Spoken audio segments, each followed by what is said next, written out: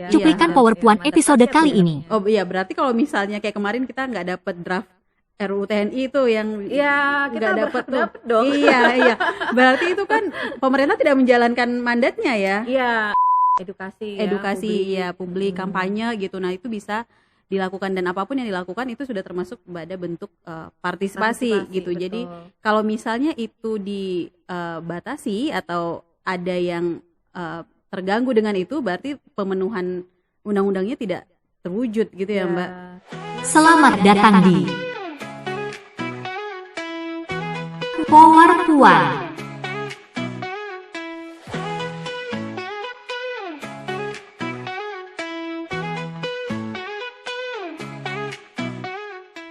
Halo Sobat Puan, apa kabar? Jumpa lagi dengan kita di sini Power Puan. Nah, hari ini kita sudah kedatangan narasumber lagi nih yang ahli di bidangnya.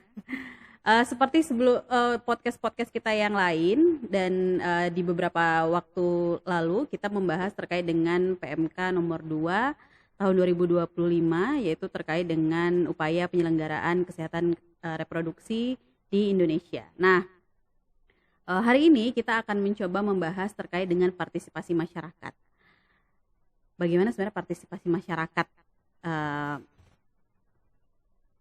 terkait dengan kebijakan ini atau mungkin ya kebijakan-kebijakan lain yang ada di Indonesia. Nah, oleh karena itu, hari ini kita sudah kedatangan Mbak Khotimun, Mbak Imun dari Asosiasi LBH Apik Indonesia. Selamat siang, sore, Mbak Imun. Halo, selamat pagi. Oh ya, Jadi oke. semangat terus ya. Oke. Mbak Imun apa kabar? Ya, baik ya, di tengah Indonesia yang cenderung abu-abu dan Gelap ya, Mbak. ada menuju kegelapan ini. Tapi semoga tetap selalu semangat ya. Tuh. Nah, Mbak Imun tadi seperti pembukaan kita di awal, kita akan membahas terkait dengan partisipasi masyarakat nih. Yep. Nah, sebenarnya mungkin partisipasi masyarakat, mungkin nanti Mbak Imun juga boleh bantu menjelaskan kembali gitu biar Sobat Puan tahu sebenarnya sejauh mana sebenarnya partisipasi masyarakat ini diakomodasi oleh kebijakan Indonesia gitu.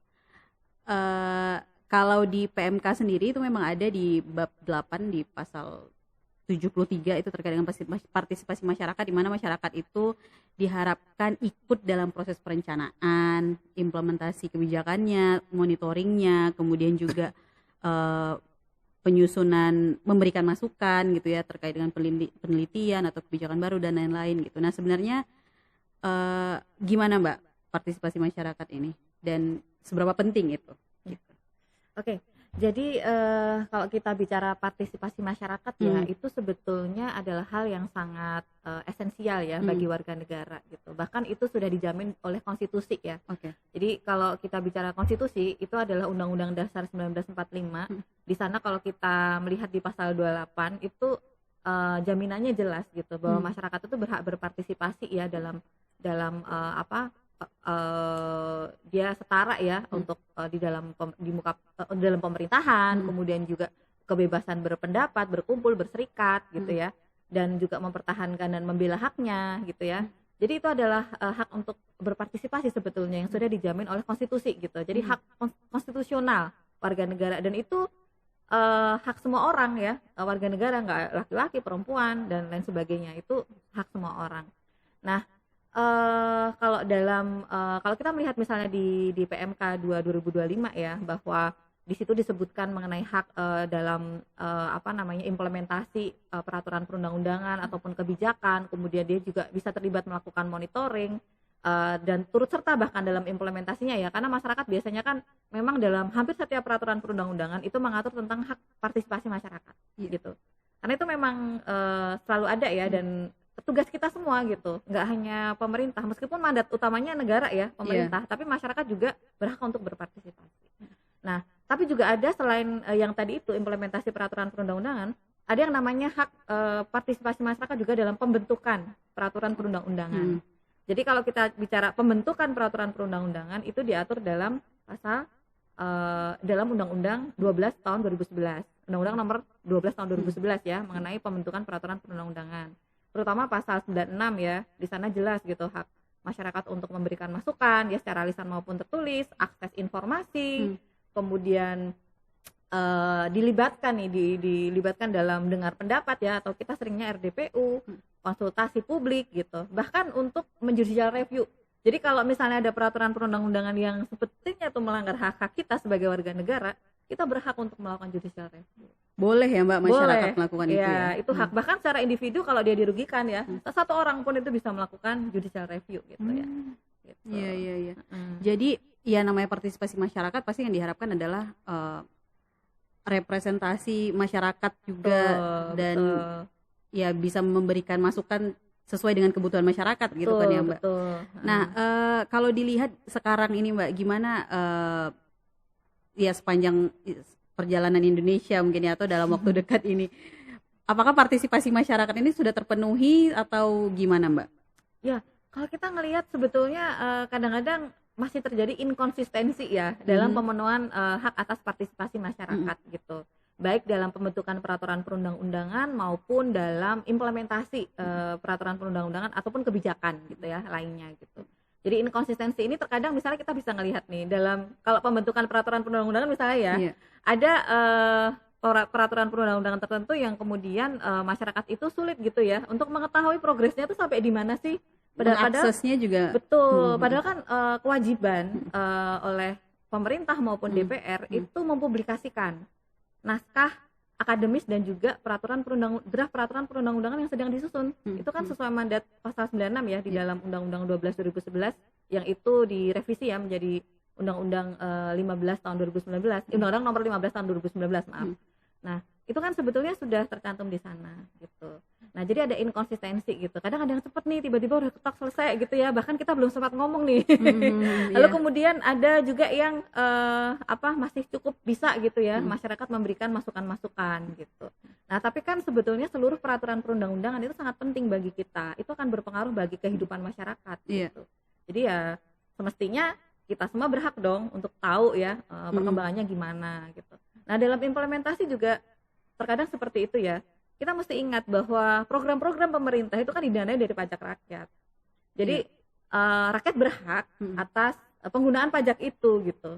Nah, kita perlu tahu nih implementasinya sejauh mana sih. Kemudian bagaimana sih kita bisa berkontribusi. Kontribusi itu kan macam-macam ya. Bisa dari misalnya dalam ketika proses perencanaan pembangunannya, kemudian proses misalnya kalau Permenkes tadi ya misalnya, juga bagaimana nanti implementasinya, kita itu berkolaborasi seperti apa gitu ya, monitoring yang bisa kita lakukan. Nah, kita kadang agak miris sih, kadang-kadang misalnya ada kritik ya terhadap implementasi kebijakan, tapi kita dianggap sebagai masyarakat yang misalnya protes terus sih, atau dikit-dikit demo gitu ya, dikit-dikit mengganggu. Ya enggak, itu adalah hak kita sebagai warga negara gitu. Nah, kayaknya itu yang perlu di-highlight juga bahwa ya itu tadi, demo atau menyampaikan pendapat itu memang bisa kita lakukan gitu, karena selain itu adalah hak kita, ternyata udah dimandatkan juga nih di beberapa kebijakan ya Mbak. Sama yaitu pemerintah memberikan informasi ke publik, itu ya bentuk pemerintah berkomitmen dengan undang-undang yang dia punya gitu. Betul, undang-undang yang sudah itu undang-undang Republik Indonesia ya, itu adalah mandat mandat rakyat sebenarnya. Oh iya, berarti kalau misalnya kayak kemarin kita nggak dapat draft RUU TNI itu yang kita nggak dapat dong. Iya. Berarti itu kan pemerintah tidak menjalankan mandatnya ya. Badan legislasi ataupun pemerintah tinggal sejauh mana ya itu dibahas, itu berarti kurang transparan gitu, tidak memenuhi hak atas akses gitu informasi terhadap dalam pembentukan peraturan perundang-undangan, itu contohnya. Iya, betul.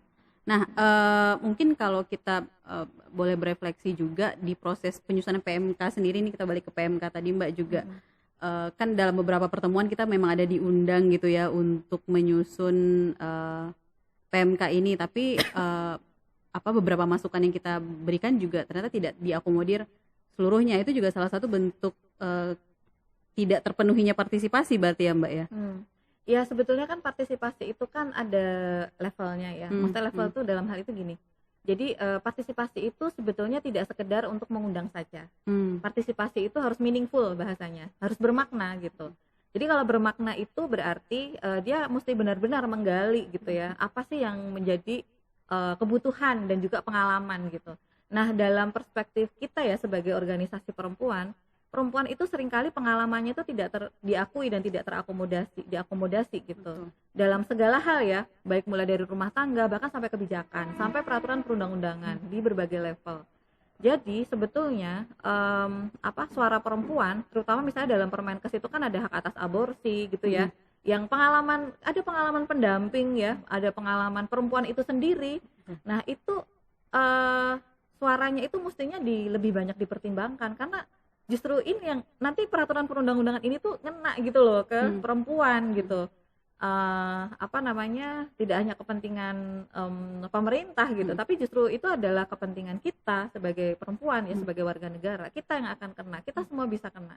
Nah itulah kemudian pentingnya partisipasi itu bermakna bahwa benar-benar digali, benar-benar dipertimbangkan gitu ya, pengalaman-pengalaman itu gitu, nggak bisa diabaikan begitu aja gitu.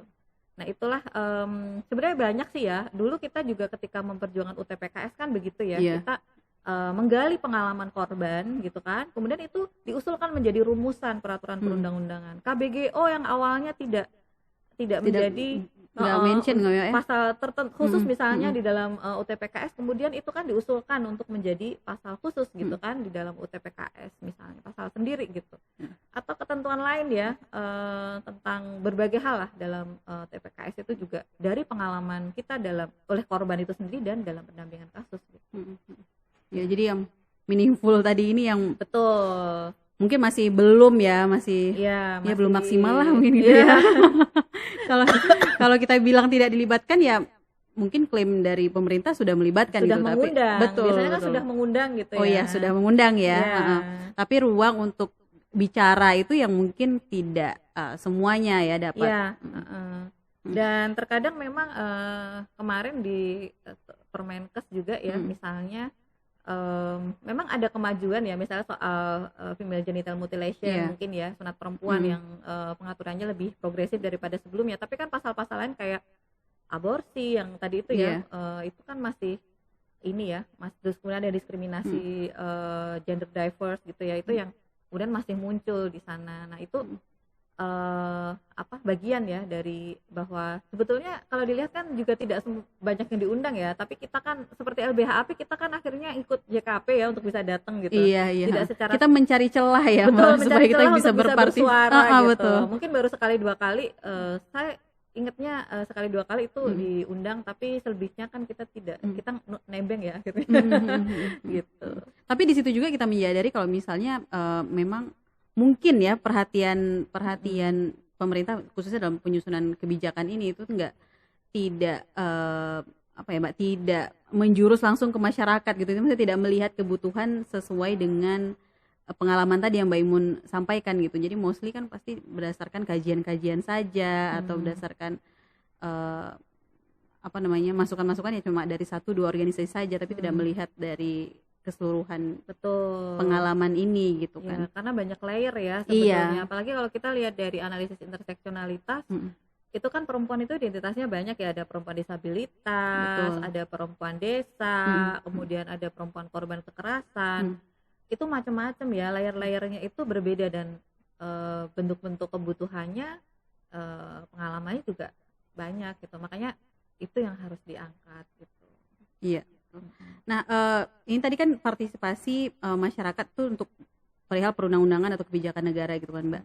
Tapi kalau misalnya partisipasi, maksudnya di luar kebijakan ini mungkin akan banyak partisipasi masyarakat yang bisa dilakukan ya, kayak mungkin kalau di LBH APIK ada pendampingan juga gitu ya. Betul.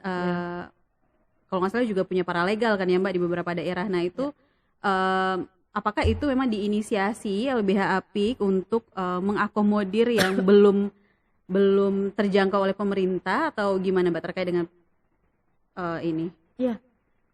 Nah sebetulnya partisipasi masyarakat seperti misalnya pendampingan kasus dan seterusnya itu kan memang lahir dari kita semua ya ingin berkontribusi untuk masyarakat yang lebih adil ya, setara dan adil gender, termasuk bagaimana keadilan bagi perempuan ya, korban kekerasan gitu.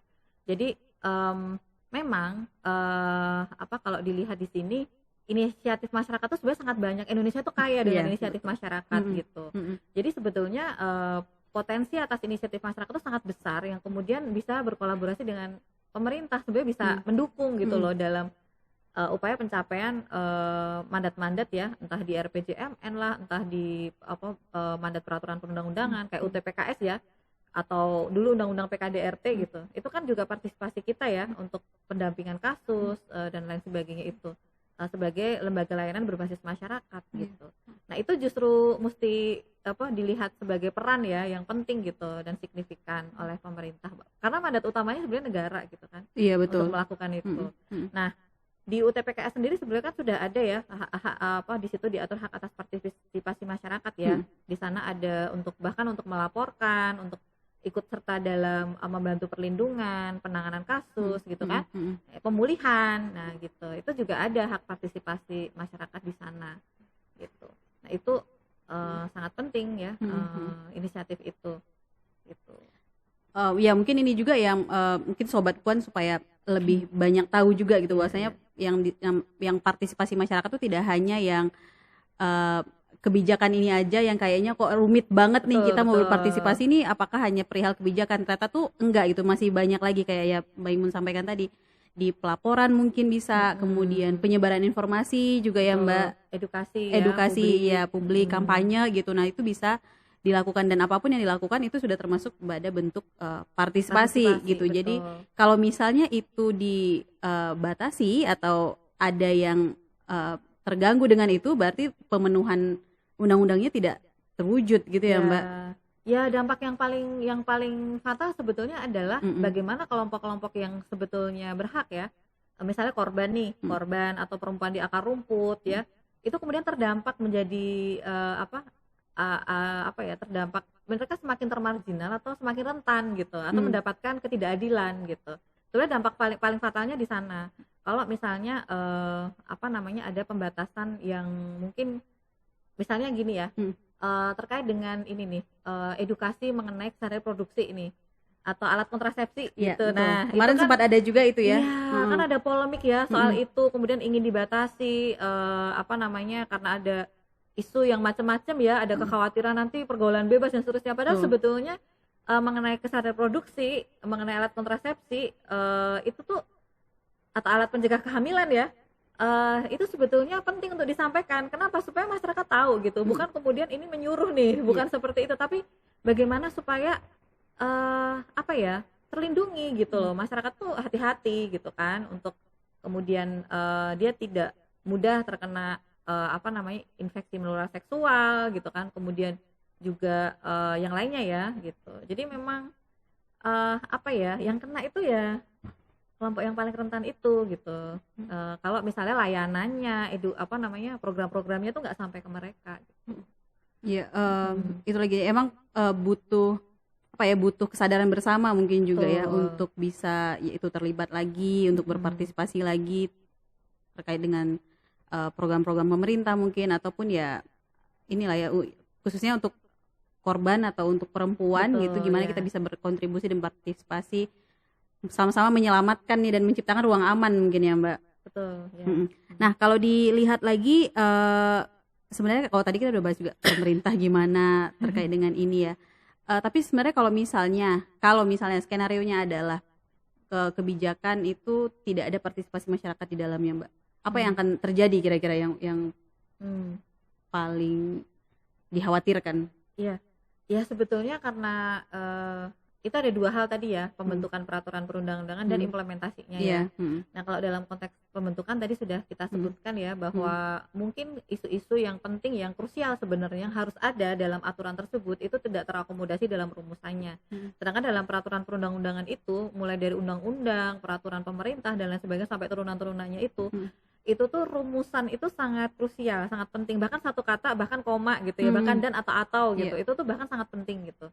Apalagi sampai yang sangat substantif ya, misalnya kalau di Permenkes kan contohnya apa, yang prosedur untuk aborsi, yang betul. Itu harus memenuhi empat surat ya, yang harus dipenuhi ya, mulai dari surat dokter, surat keterangan penyidik, kemudian surat dari konselor, dan terakhir ada Tim dari Dewan pertimbangan. Pertimbangan ya. Hmm. Jadi kan ada 4 surat tuh yang perlu disiapkan oleh korban gitu ya. Sedangkan ini mengejar waktu juga ya. Belum tentu juga dia tahu kalau dia hamil sejak awal. Nah, pengalaman-pengalaman ini kan sebetulnya harusnya menjadi pertimbangan gitu. Dalam pengaturan peraturan perundang-undangan. Itu kalau konteks peraturan perundangan. Nah, tapi kalau tadi implementasi kebijakan, apa sih kalau misalnya dampaknya kalau nggak dilibatin gitu ya?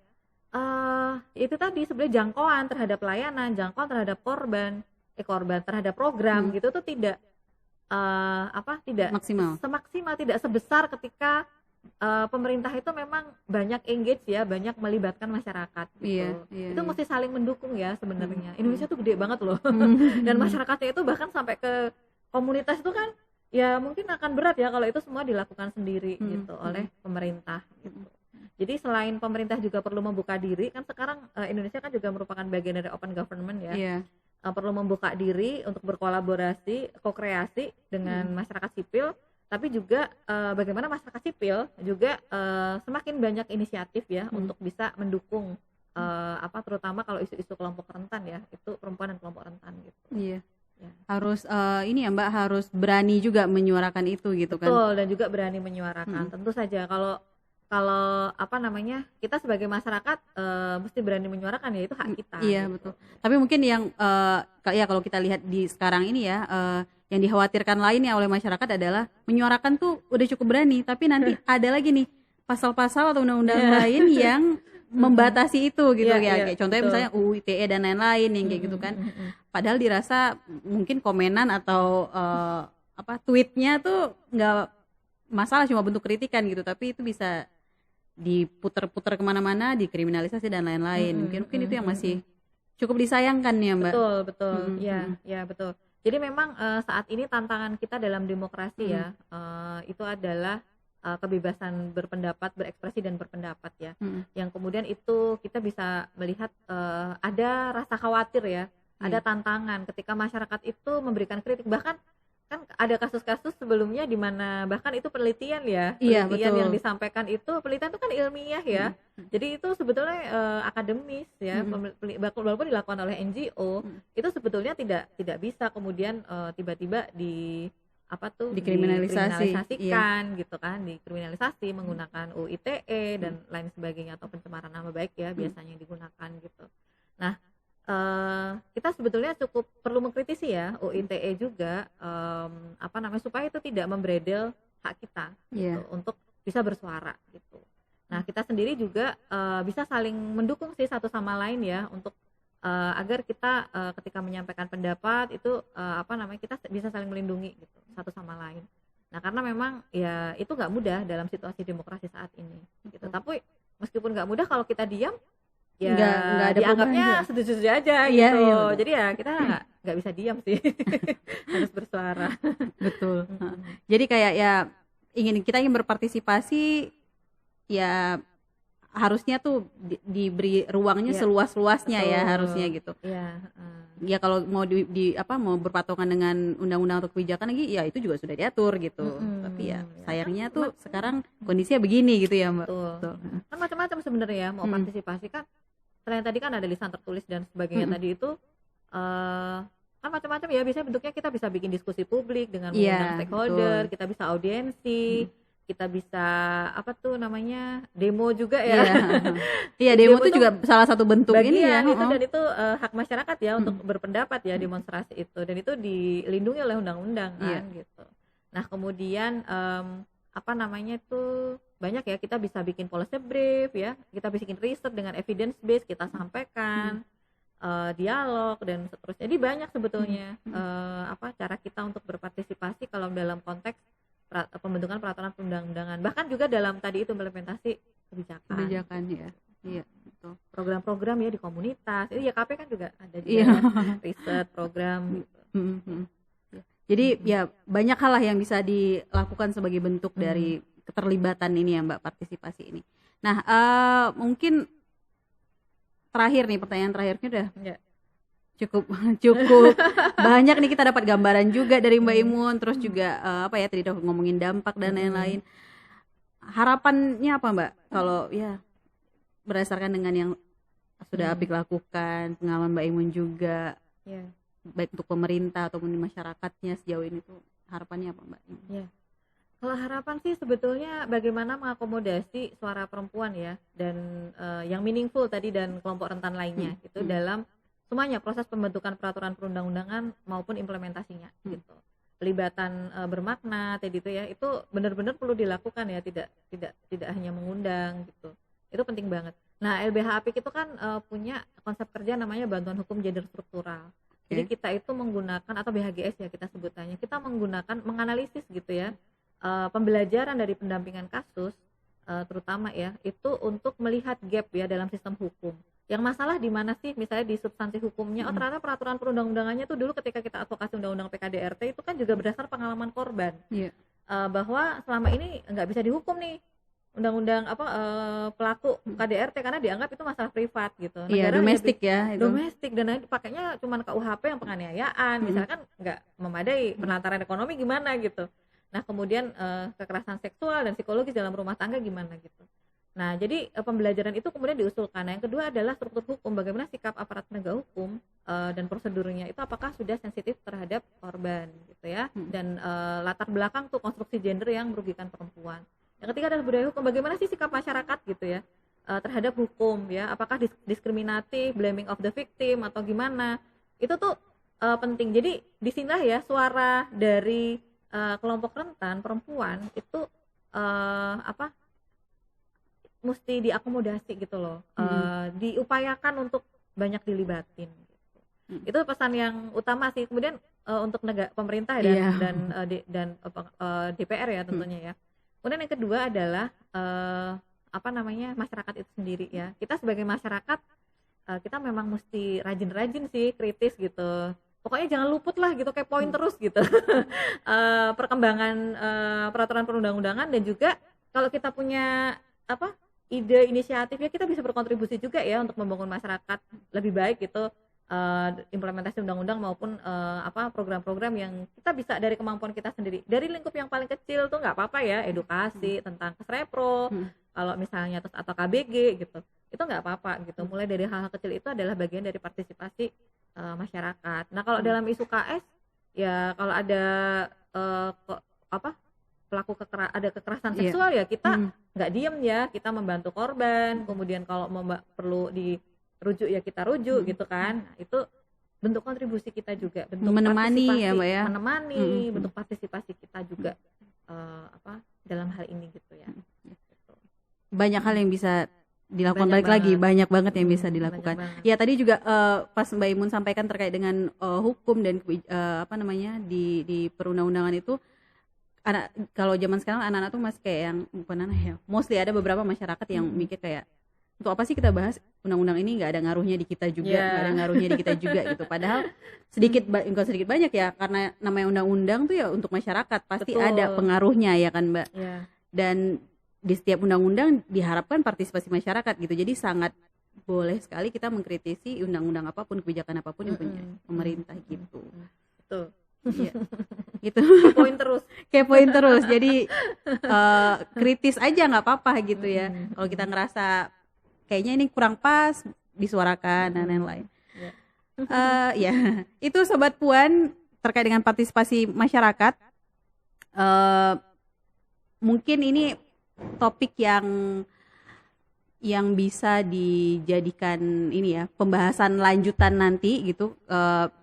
Teman-teman mungkin, Sobat Puan mungkin juga penasaran, sebenarnya selama ini kita mikirnya partisipasi itu ya harus secara resmi, harus secara formal dan lain-lain. Padahal sebenarnya tuh secara informal di rumah sendiri, kayak Mbak Imun sampaikan tadi, itu juga termasuk partisipasi gitu. Nah, itu saja diskusi kita sore ini. Sekali lagi terima kasih Mbak Imun. Nah, tadi kita belum perkenalan asosiasi LBH Apik ini apa? Mungkin Mbak Imun boleh sampaikan. Oke. Ya, Apik itu singkatan ya, karena banyak yang nggak tahu. Dikiranya bahasa Jawa aja Apik. Apik itu memang kalau bahasa Jawa atau bahasa Indonesia secara umum itu kan bagus ya. Benar. Tapi Apik itu singkatan Asosiasi Perempuan Indonesia untuk Keadilan. Gitu ya. Nah, sekarang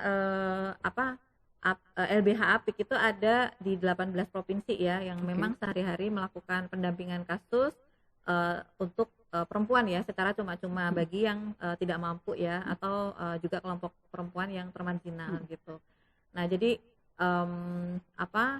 teman-teman bisa mengadukan ke LBH Apik kalau misalnya teman-teman mengalami kekerasan, ya pelecehan seksual, kekerasan seksual, KDRT, diskriminasi upah gitu ya, dan lain sebagainya. Itu menjadi bagian dari kerja LBH Apik. Nah tapi selain itu kita tidak hanya pendampingan kasus ya, kita juga melakukan pemberdayaan hukum masyarakat ya. Kita punya sekolah pelopor keadilan di komunitas, kita punya paralegal. Nih, berbasis komunitas. Nah, itu ada di kampung-kampung, di komunitas ada posko-poskonya yang biasanya sih membantu tetangga-tetangganya, tapi kalau teman-teman ada yang mungkin tetangga agak jauh dikit dan mau atau ketemu ikut paralegal, berkontribusi juga. Iya, dan kalau misalnya mau ikut berkontribusi ya mungkin ketika kita nanti ke depan ada kegiatan-kegiatan terkait dengan paralegal mungkin juga bisa terlibat ya. Tapi memang ada keterbatasan kapasitas kita juga untuk membentuk paralegal, tapi nggak harus jadi paralegal sih, cukup teman-teman juga menjadi pelopor dalam mempromosikan kesetaraan gender, penghapusan diskriminasi kekerasan berbasis gender itu bisa gitu, dan ikut menolong korban ya. Nah itu bisa.